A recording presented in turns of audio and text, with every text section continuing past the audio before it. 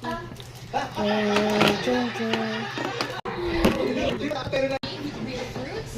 tayo sa ano, ang maganda nga na yung may kantahan na yun. Iyan ba yung sinarigan? Naalala mo yung tong?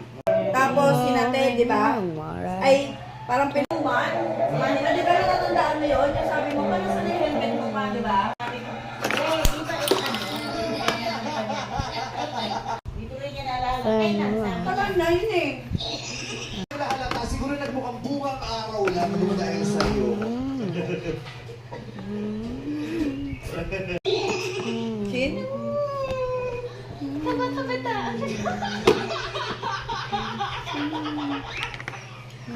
Saan part? Next question. Yes or no on Curtis?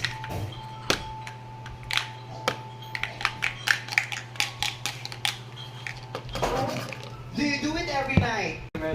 Yes, ay, sa 19? Diyan sa likod ng build ng ano? Giselle. Tiempo? B20. The next day. Good morning, guys. Let's cook again. Nabitin ka na ba ni Erwan? Tulong mo din dun sa kapitbahay. Let's make soup. I don't know if I have. Let's use cake again. Then Uy, nilagang. Meron ka po yun, di ba? Oo. Naalala mo pa yung helmet mo na pinahiram ni Ap-Ap, di ba? Sa ano natin dati? Original. Biniti niya ako sa... Yung niregalo sa ni Ap-Ap. Question. Yes or no on Pinahiram niya sa katrabaho niya. Tax ba sa Erwan? Ni Ap-Ap. No.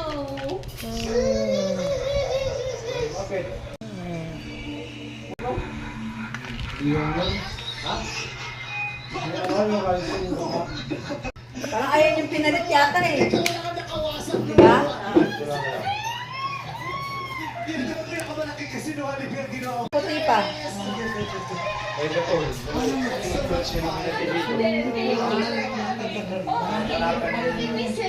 you so much for doing this. I love you. Ngayon po naman ang kamaskuhan, siguradong malaki na naman ang bigayan. Kaya sa ginawa namin pangangaroling ni Kim Chu, marami-rami rin ang nagbigay ng pakimkim. Makichingang best na sa aming road trip. Ura-ura na,